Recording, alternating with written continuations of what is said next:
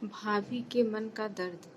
कमला भाभी का मन बहुत परेशान था। आज उनके पापा ने फिर से माँ के ऊपर हाथ उठाया था। कमला भाभी की माँ का नाम विमला था। उनकी उम्र 75 साल की हो चली थी। इस उम्र में भी उनके 78 वर्षीय पिता जब तब उनकी माँ को मार देते थे। कभी कभी फोन पर माँ से बात करके उनका मन आहत हो जाता था, पर उनकी मजबूरी यह थी कि वह अपनी यह परेशानी किसी को बता नहीं सकती थी।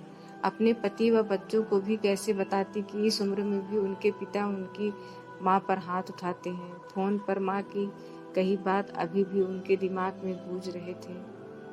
बेटा, अब और नहीं सहा जाता। इस बूढ़ी हड्डियों में अब इतनी जान नहीं बची है कि तुम्हारे पापा के हाथों से बरसते मुक्कों का बेग सह सके।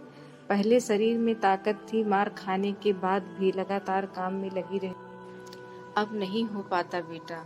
मैंने कभी तुम लोगों पर अपनी तकलीफ जाहिर नहीं होने दी, पर अब मार खाने के बाद शरीर का एक एक अंग मानो जैसे जवाब दे रहा है।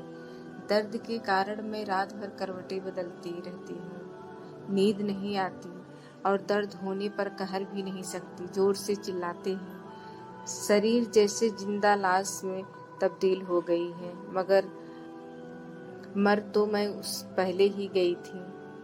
अब सिर्फ मेरी सांसें चल रही हैं। बेटा, मन करता है या तो तुम्हारे पापा कहीं चले जाए या मैं चली जाऊं, या फिर मौत ही आ जाए, ताकि इस दर्द से हमेशा के लिए छुटकारा मिल सके। पर दोनों ही बातें नहीं हो पाती। चलने फिरने तक को मुहताज हो चुकी हूँ। कमला भाभी दोनों के स्वभाव से परिचित थी। कमला भाभी जानती थी कि पापा हमेशा से ही गृहस्थी के प्रति गैर जिम्मेदार थे। पापा के साथ माँ ने कितनी तकलीफें और कष्ट सही है, और बड़ी मेहनत से तिनका तिनका जोड़कर अपनी गृहस्थी बसाई और हम लोगों को पढ़ा लिखा कर काबिल बनाया। वरना पापा तो यह तक नहीं मालूम था कि कौन सा बच्चा किस क्लास में पढ़ रहा है। वे तो अपनी मौज मस्ती में ही लगे रहते थे। कमला भाभी के माता पिता के व्यवहार में जमीन आसमान का फर्क था। एक तरफ जहाँ माँ ईमानदार, मेहनती, कुशल और सादगी पसंद महिला थी, वहीं दूसरी ओर उनके पिता रंगीन मिजाज, स्वार्थी, लालची इंसान थे, जो स्थिति के अनुसार अपना रंग बदलने में माहिर थे। हाँ, शारीरिक रूप से अस्वस्थ व कमजोर होने के कारण उनकी माँ थोड़ी चिड़चिड़ी अवश्य हो गई थी। इसीलिए अब जब भी उनके बीच वाद विवाद की स्थिति बनती थी तो वे भी दो चार बातें सुना देती थी।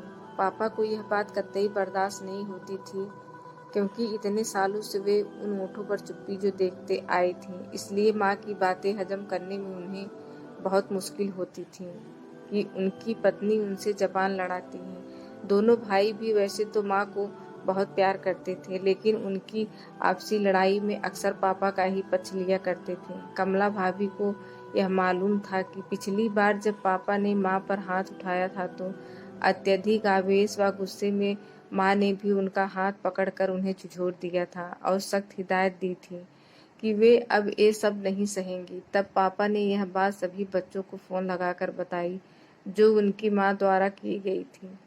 तब छोटे भाई ने घर पहुंचकर माँ को खूब लताड़ लगाई थी और यहाँ तक कह दिया था कि आपकी बहू आपसे 100 गुना अच्छी है, जो अपने पति से इस तरह का व्यवहार तो नहीं करती। पता नहीं, पर शायद उनका बेटा भले ही था, मगर था तो पुरुष ही, इसलिए शायद उसने अपने पिता का साथ दिया और अपनी माँ के दुख को समझ नहीं सका और उनको भला बुरा सुना दिया। माँ ने उसे कुछ नहीं कहा, पर हाँ, उनकी आंखें भर आई। कमला भाभी के भाई ने कमला भाभी को भी फोन लगाकर माँ की शिकायत की, इस उद्देश्य से कि वह माँ को समझाएंगी कि इस उम्र में माँ को ये बातें शोभा नहीं देती।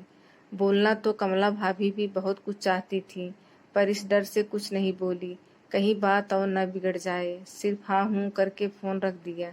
काश कमला भाभी भी उस वक्त बोलना चाहती थी, भैया, माँ से तो आपकी पत्नी